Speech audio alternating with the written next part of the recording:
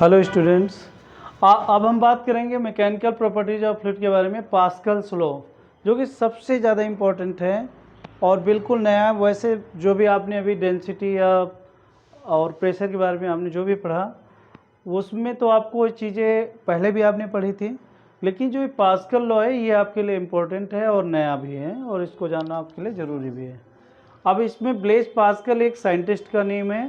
तो इन्होंने बताया कि अगर फ्लूइड में किसी भी चीज़ को, मान लिया ये आपने ये डस्टर आप देख पा रहे होंगे, अगर हम इसको क्या करते हैं लिक्विड के अंदर डुबाते हैं, ऐसे इसको हम लिक्विड के अंदर अगर हम इसको डुबाते हैं तो हर एक सरफेस पे, इस सरफेस पे, इस सरफेस पे, इस सरफेस पे, इस सरफेस पे, मतलब सभी सरफेस पे जो लगने वाला प्रेशर होगा फ्लूइड का, जो लिक्विड का जो प्रेशर होगा सभी सरफेस पे इक्वल होगा। और इसी को पास्कल्स ने बताया था, उसी के आधार पे।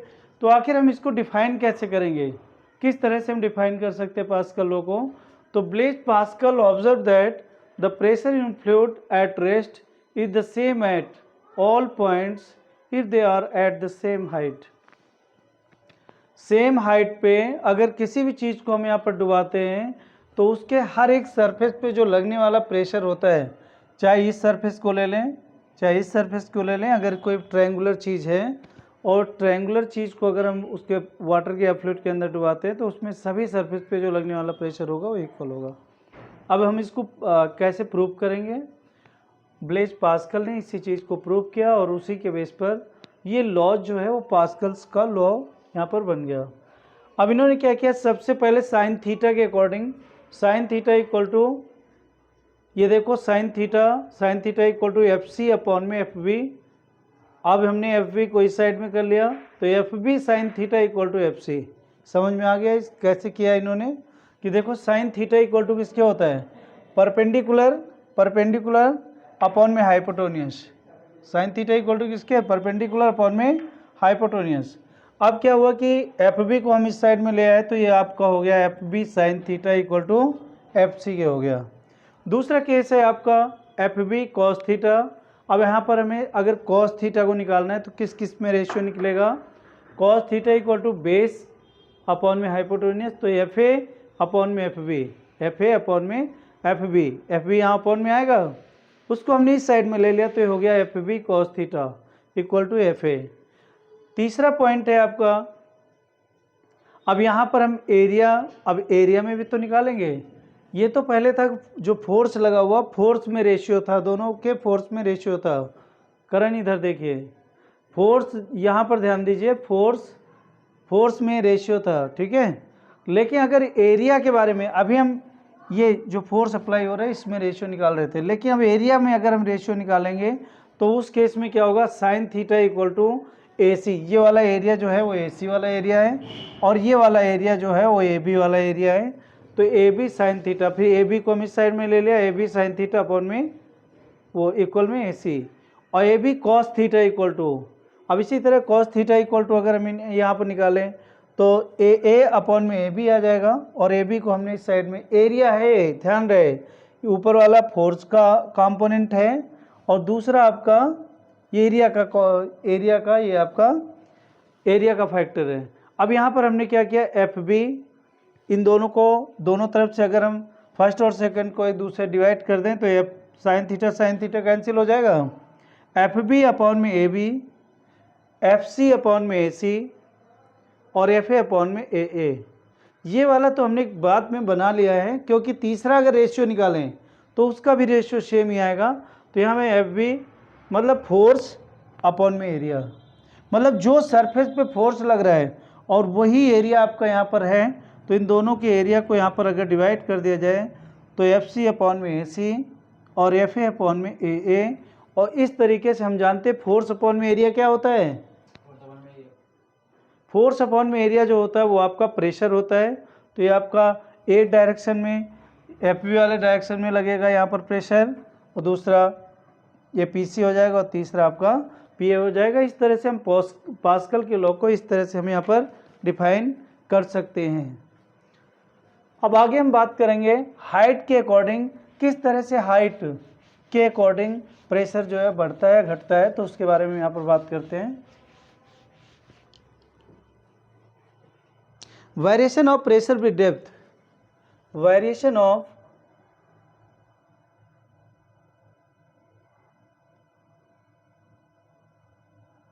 Pressure in depth. तो यहाँ पर ध्यान दीजिए, डेप्थ का मतलब क्या होता है? डेप्थ का मतलब होता है जैसे जैसे गहराई बढ़ती जाती है वैसे वैसे प्रेशर क्या होता है, बढ़ता जाता है। जैसे लिक्विड में कोई भी चीज़ कम गहराई पे अगर उसमें डुबाई गई है, अगर हम उसको ज़्यादा गहराई पर उसे डुबाते हैं तो उस केस में प्रेशर जो होता है वो आपका इंक्रीज कर जाता है। मतलब प्रेशर ऊपर, जितनी कम गहराई पर डूबी हुई चीज़ रहेगी, कोई भी थिंग अगर कम गहराई पर डूबी है तो उस पर प्रेशर कम लगेगा, लेकिन जैसे जैसे गहराई बढ़ती जाएगी वैसे वैसे प्रेशर जो होगा वो आपका बढ़ता जाएगा। तो इसके लिए डेंसिटी भी जिम्मेवार होती है कि डेंसिटी के अकॉर्डिंग प्रेशर आपका कैसे बढ़ता है और कैसे घटता है। मान लिया किसी भी लिक्विड में ये आपका कंटेनर है, कंटेनर मतलब बर्तन है, और इसमें आपका लिक्विड है, और इसमें एक सिलेंड्रिकल ऑब्जेक्ट, आपका सिलेंड्रिकल ऑब्जेक्ट जो है वो डुबाया गया है। ये सिलेंड्रिकल ऑब्जेक्ट है, इसको यहाँ पर हमने डुबा दिया है।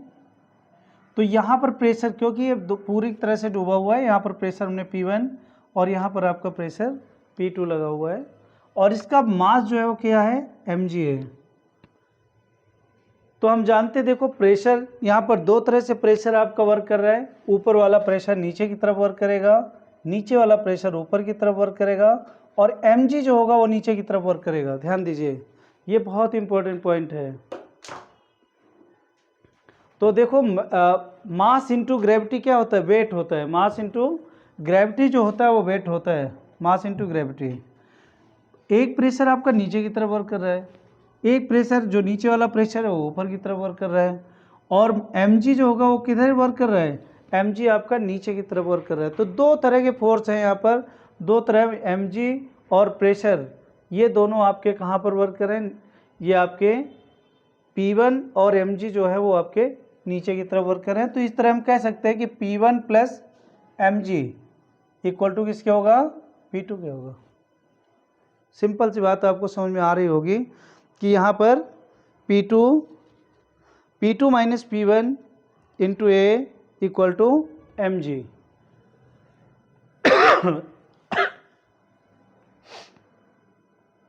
अब यहाँ पर एक बात ध्यान देने वाली है कि प्रेशर, एक बात और जान लीजिए यहाँ पर, एक बात और, इसको हम अच्छे तरीके से सिंप्लीफाई करके बताएंगे। ध्यान दीजिए, यहाँ पर अगर एरिया देखिए, अब एरिया दोनों तरफ का क्या है, सिंपल है, मतलब सेम है। एरिया जितना इधर का है इस वाले सरफेस का, उतना ही इधर वाले सरफेस का है। अब प्रेशर इक्वल टू किसके होता है, F अपॉन में ए के होता है कि नहीं होता है। अब यहाँ से हम निकाल लें कि फोर्स कितना लग रहा होगा, फोर्स लग रहा होगा आपका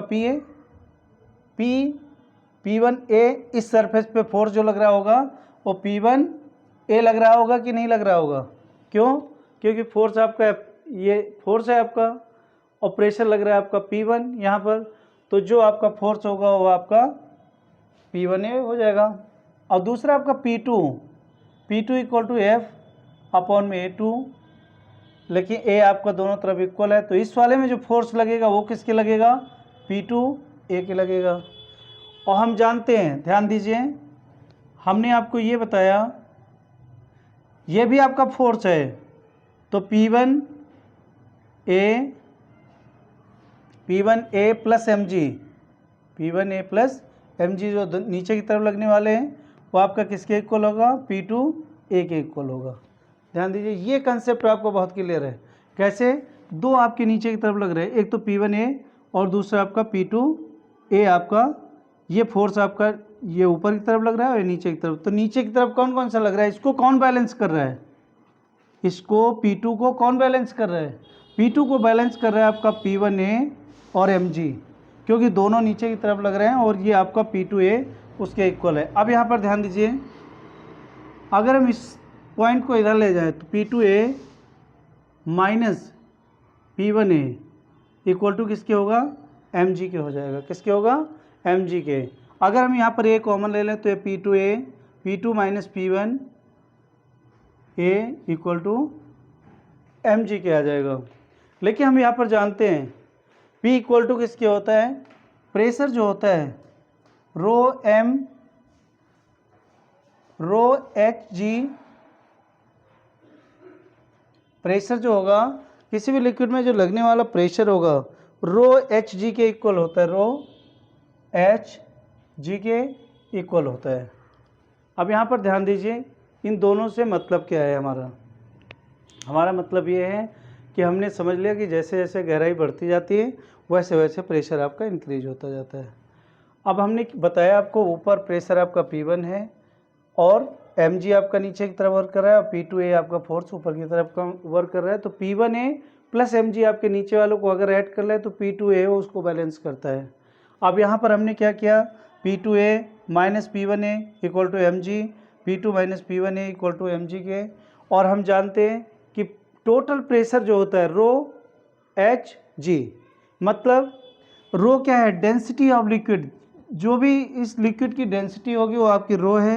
एच क्या है, जितनी हाई गहराई तक ये डुबाया गया है उसे हम एच कहते हैं, और जी क्या होती है, ग्रेविटी होती है, जो कि ग्रेविटी आपकी इसकी होगी।